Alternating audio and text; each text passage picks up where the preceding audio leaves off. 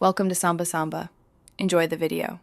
You'll start by confirming your Chromebook model and Chrome OS is up to date so drivers and features behave predictably.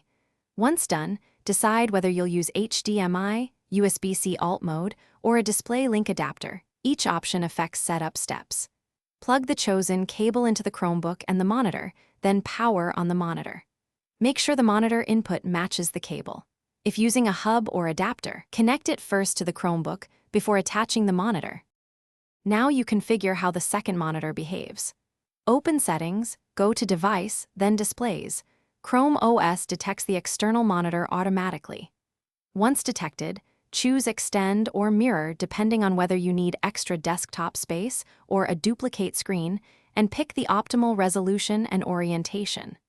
Drag the display icons to match physical placement so the cursor moves naturally. Make sure you set the external screen as the main display if you want apps to open there by default. Then apply and confirm the layout.